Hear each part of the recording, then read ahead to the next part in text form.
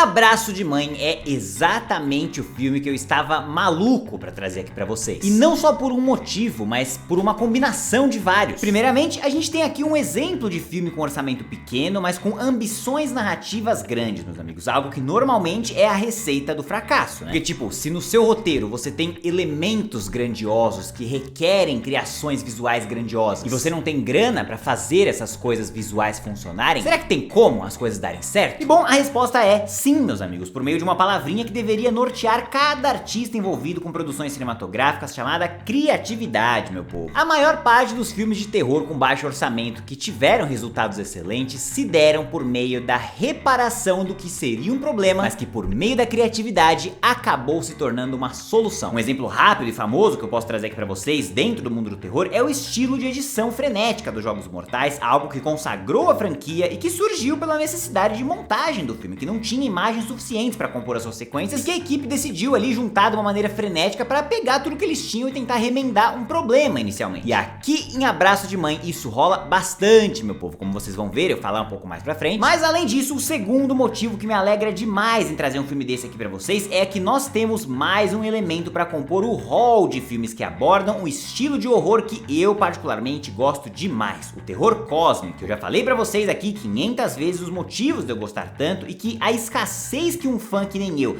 tem de projetos dentro desse subgênero faz com que eu fique feliz da vida apenas por mais um deles existir. Só que mais do que apenas ele existir, a gente tem aqui sim em Abraço de Mãe um dos bons pra compor esse hall de filmes de terror cósmico, mas ainda tem o terceiro motivo, a terceira razão pela qual eu queria tanto achar um filme desse pra trazer aqui pra vocês, que é o fato de que nós temos tudo isso que eu falei em um filme nacional, meus queridos e minhas queridas. Na verdade, uma coprodução entre Brasil e Argentina, com um diretor argentino, mas os outros 85% da equipe composta por brazucas ali, provando algo maravilhoso e que lava minha alma de que nem só de Mamonas Assassinas o filme vive o cinema nacional. Muitos Mamonas Assassinas da vida, mas não é só disso que existe o cinema nacional. Felizmente, nós não temos um projeto de baixíssima qualidade aqui não, meus amigos. Muito pelo contrário, temos um bom exemplar de filme que mostra que ainda existem cabeças pensantes e criativas trabalhando na nossa terrinha. E um filme que pode não ser perfeito, na verdade tá longe de ser perfeito, mas que vale muito a pena eu trazer aqui pra discussão. Porque pra quem não me conhece, eu sou o Rafa Camargo, esse é mais um episódio do quadro Refis e eu convido todos vocês pra virem comigo nessa jornada cósmica, porque sem mais delongas, solta a vinheta e vamos nessa! Muito bem, meus queridos e minhas queridas, antes de começar eu quero te agradecer por ter clicado aqui na minha carinha mais uma vez. Seja muito bem-vindo se essa for a sua primeira vez por aqui. E é claro, não se esqueça de deixar o like aqui embaixo. Já aproveita e deixa agora, cara, não vai deixar pra depois. Aproveita, para um pouquinho o que você tá fazendo aí, dá essa moral pra mim, porque eu estou dando essa moral pra você. E é claro, não deixa de conferir também o quadro Tier Rafa, um quadro exclusivo pra membros aqui do canal. Então se você quiser ter acesso a esse conteúdo exclusivo, vire membro, é baratinho, confere os pacotes aí que você não vai se arrepender. Mas eu sei que não foi pra nada disso que você clicou aqui, você quer me ver falar de Abraço de Mãe, talvez na expectativa de que eu ia meter o pau por ser um filme nacional? Sim, mas esse não vai ser o caso aqui hoje. Abraço de Mãe conta a história de Ana, uma bombeira que está retornando ao trabalho de campo da sua corporação depois de um período afastada por uma crise de pânico bem peculiar que ela teve durante um resgate. E aí, logo o primeiro caso que a Ana pega nesse momento de retorno, ao invés de ser apenas um gatinho preso em uma árvore, trampo simples, acaba não sendo tão simples assim. Na verdade, é um caso muito mais complexo do que isso e envolve evacuar um asilo que está em risco de desabamento durante uma tempestade histórica real que rolou mesmo no Rio de Janeiro em 1996. Porém, durante essa tentativa de evacuar o local, a Ana e a sua equipe começam a perceber que aquela galera não parece querer sair de lá. Mesmo com todo o perigo ali em volta, eles parecem estar felizões ali fazendo o que quer que eles estejam fazendo. E agora que os bombeiros entraram ali no local também, parece que eles é quem não vão mais conseguir sair de lá. Bom, meus amigos, vamos lá. O motivo do meu fascínio, vamos dizer assim, sobre o terror cósmico é justamente a individualidade que esse subgênero tem. Tipo assim, enquanto outros subgêneros do terror acabam tendo pontos de conexão entre um e outro ali, intersecções, vamos dizer assim, que fazem com que eles possam compartilhar alguns pontos entre si, isso não é algo que costuma rolar com o terror cósmico. O horror cósmico, por mais que seja uma parada bastante abrangente, também é muito específico na maneira de fazer a sua aplicação direito. E é por isso que eu acredito que a gente tem pouquíssimos projetos audiovisuais, tanto filme quanto série, jogo, a respeito desse tema. E também é por conta dessas peculiaridades do formato da escrita, que até dessas poucas coisas que tem, dá pra gente contar no dedo as que realmente entendem do negócio. Vou dar um exemplo aqui pra vocês de um filme que se chama Ameaça Profunda, com a Kristen Dunst, que talvez você já tenha assistido. Um filme que eu acho massa demais, muito divertido, muito legal, em que eles utilizam bastante da mitologia de Cthulhu, que é a entidade mais popular dentro do terror cósmico, escrito por H.P. Lovecraft, e que por mais que tenha, como eu disse, rendido um filme da hora, um filme visualmente legal pra caramba, tem a essência do que é, de fato, o terror cósmico, tá ligado? Tem uma parte do terror cósmico ali, uma parte muito bem feitinha, mas falta a outra parte, que é a parte principal na minha concepção.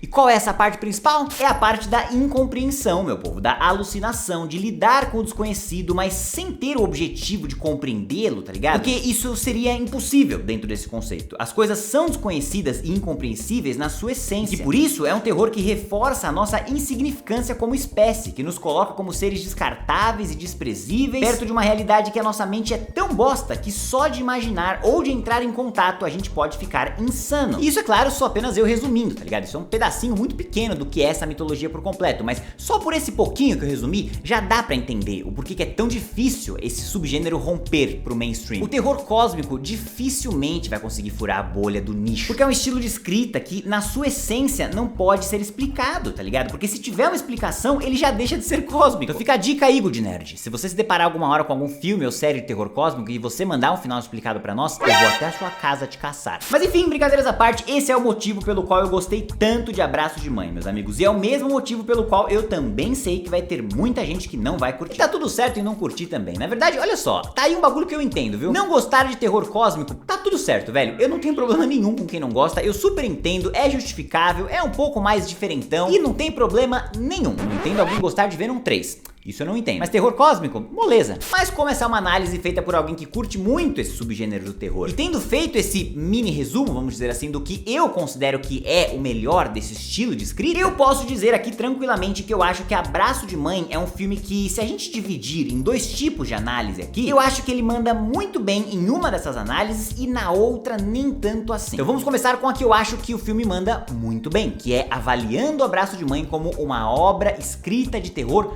cósmico. Apenas isso. Aqui eu acho que esse filme dá show, cara. O roteiro desse filme é facilmente uma campanha pronta de chamado de Cthulhu, só esperando um mestre de RPG ali adaptar pro tabuleiro, e tem muito desse ponto principal que eu comentei pra vocês aí, que costuma faltar em outros projetos. Da loucura, da insanidade, da incompreensão. E a personagem, Ana, é uma protagonista perfeita pra esse tipo de filme. Totalmente traumatizada por um evento passado, que vai acabar sendo explorado durante o filme. Também muito bem interpretada pela Marjorie este ano, que parece ter sacado totalmente o estilo de composição que ela teria que trazer aqui pra essa história funcionar. Uma composição confusa, determinada na missão, focada em se manter sã em um ambiente que coloca a sua sanidade em xeque constantemente. E também me agradou demais a maneira com que o filme usou daquele ambiente em que a história se passa pra quase que criar um desafio mental pra Ana em cada sala do asilo, tá ligado? Isso é a coisa mais RPG do mundo. Por isso que eu tô falando que esse filme é um roteiro pronto pra quem quiser mestrar uma mesa de RPG. Também me agradou muito, e ainda nessa parte do filme de avaliar como obra de terror cósmico, o fato de que a gente tem uma presença ameaçadora composta por humanos, meus amigos, e não pelas criaturas. E isso é um acerto gigantesco que não costuma acontecer em outros filmes. Na verdade, esse é o ponto que os outros filmes mais erram. A parada toda do Cthulhu, inclusive, é que ele é um ser celestial que está adormecido nas profundezas do oceano e que, se ele acordar, já era pra nós, cara. Apocalipse total, fim do mundo. Então, geralmente, os contos que são criados em cima da mitologia do Cthulhu são sobre os cultistas querendo despertá-lo. Os cultistas costumam ser as ameaças, e é bom que eles sejam as ameaças, porque o Cthulhu não pode ser, porque ele não pode acordar, tá ligado? Se ele acordar, já era. Isso definitivamente foi algo muito bem trazido aqui pro projeto, meu povo, mas mais do que isso ainda, foi muito bem escrito no sentido de usar a tal tempestade histórica do Rio de Janeiro pra dentro dessa mitologia, sacou? Apesar de eu não achar que o Cthulhu ia gostar muito de ser despertado de todos os lugares do mundo aqui no Rio de Janeiro. Mas enfim, tudo isso é muito bem ambientado, muito bem explorado e com muitos mais mistérios guardados em cada sala desse asilo, que eu não acho que precisa estragar a experiência de vocês aqui, e recomendo fortemente que vocês vão lá ter a experiência por conta própria. Porém, meus amigos, isso sou eu avaliando o texto desse filme como uma obra de terror cósmico apenas. Porque se a gente for avaliar a Braço de Mãe como um filme, de uma maneira geral, mais ampla, vamos dizer assim,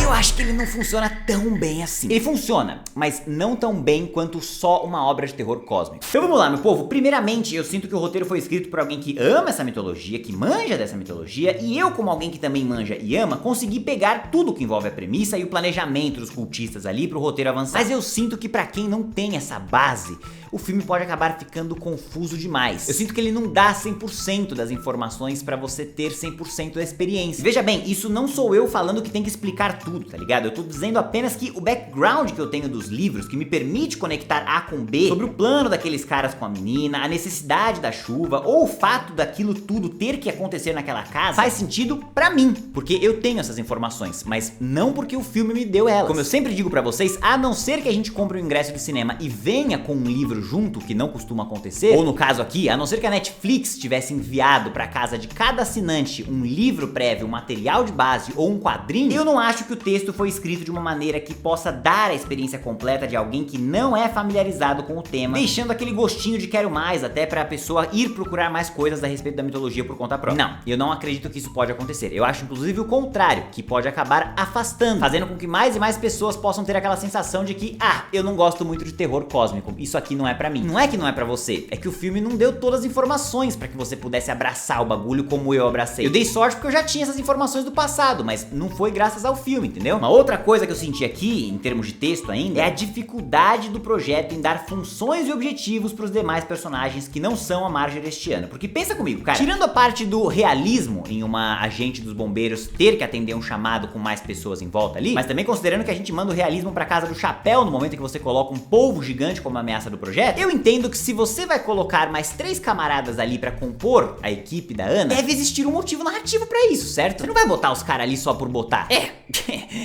Deveria ser assim, né? Mas infelizmente eu não senti que o texto conseguiu justificar o tamanho daquele esquadrão, e eu acho que teria sido muito melhor pro filme ela ter entrado ali sozinha. Porque além de em nada eles agregarem pra história da Ana, e nem pras histórias deles próprios, vamos ser bem sinceros, né? Não tem nenhuma traminha paralela interessante ali, não tem nenhum desenvolvimento pra eles como personagens. Mas pior do que isso, eu ainda sinto que todas as interações deles ali dentro acabaram gerando um tom de segurança pra gente, como espectador. De que a Ana não tava sozinha, tinha mais 2 caras pelo menos ali com ela. Não é isso que eu quero sentir num filme de terror, tá ligado? Segurança, proteção, não, eu quero o oposto disso. Além disso, eu também tive alguns problemas com a atuação de outras personagens que não eram a Marjorie este ano, como por exemplo, o chefe dela no filme. Pelos mesmos motivos que eu sempre comento com vocês aqui, de que alguns atores nacionais, não vou generalizar, não é todo mundo, mas alguns parecem sentir uma necessidade, cara, de entregar as palavras do roteiro exatamente como elas estão escritas no papel, e isso atrapalha muito na minha imersão, brother. Dá uma olhada nessa frase aqui. Manda o Rock trazer o gancho e a Ana o pé de cabra.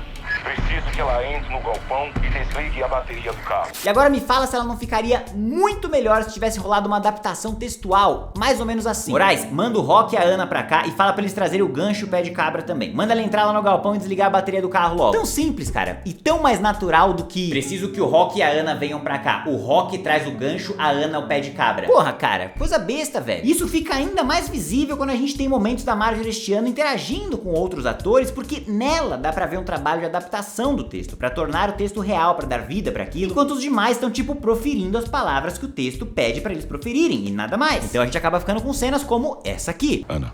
Sub. O médico me deu um antibiótico e disse que amanhã eu já vou estar melhor. Você fez um bom trabalho lá dentro. Tá ligado? Ela tá chamando o cara de sub, ao invés de subtenente, pra gente comprar um pouco mais a relação deles. E o malandro todo travado manda um: Você fez um bom trabalho lá dentro. Pô, cara, qualquer outra frase ia ser um pouco mais crível. Você mandou bem lá, você foi bem, Ana. Foi bem lá dentro, parabéns. Literalmente qualquer outra frase é mais crível do que essa. Você fez um bom trabalho lá dentro. Mas felizmente o protagonismo do filme é da Marjorie este ano, e nos momentos em que ela está assumindo a cena, tudo é muito crível, tudo é muito bem entregue. Bem como o design de produção daquele ambiente, que consegue entregar um ambiente que por si só já é perigoso e ameaçador, sujo, tá ligado? Mas que ao mesmo tempo é crível, dá pra gente acreditar que aquilo é um asilo particular em condições deploráveis, e com efeitos digitais bastante competentes, eu diria. E mais importante ainda, muito bem utilizados em termos de budget ali. A galera aqui sabe quando ter que utilizar um efeito digital, usando de todas as técnicas possíveis pra não aumentar o orçamento do filme e pra conseguir compor aquela história com a grana que eles tinham. Então fazendo excelente uso de iluminação ali pra compor terror, usando de enquadramentos criativos que funcionam, provando de uma vez por todas aos defensores de Mamonas Assassinas que dá sim pra fazer um filme nacional com pouca grana. Apesar que não tem nenhum defensor de Mamonas Assassinas, né? Eu tô batendo em fantasma aqui. Dito isso, meus queridos e minhas queridas, eu digo pra vocês com muita felicidade que nós temos sim um bom filme pra compor o hall de terrores nacionais de qualidade. Ainda mais um que se aventura por uma mitologia difícil de ser adaptada, ainda com os desafios de ser um projeto de baixo orçamento e que sucede em praticamente tudo nessa primeira tarefa. Braço de Mãe é um excelente texto de terror cósmico, isso eu não tenho dúvida nenhuma de dizer aqui pra vocês, mas como um projeto cinematográfico precisa de mais alguns elementos do que apenas ter um bom texto de gênero nichado, eu acredito que a produção acaba deixando a peteca cair por alguns momentos, gastando tempo demais onde é irrelevante e deixando muito na subjetividade. Eu reconheço, como eu já disse no começo do vídeo aí, a necessidade da subjetividade para o terror cósmico ser o que ele é de fato, mas eu não acho que comprometeria a experiência de ninguém ter um pouquinho mais de informação ali sobre o porquê da chuva ser tão importante, ou o porquê daquela criança ser fundamental, ou o porquê que eles querem despertar o que quer que eles queiram despertar, digamos assim. Então por isso eu acredito que nós temos um filme que vai agradar muito mais um grupo nichado do que o resto da galera de uma forma geral, mas como dessa vez eu faço parte desse grupo nichado, felizmente, pelo menos uma vez eu faço parte do grupo nichado ao qual o filme é destinado,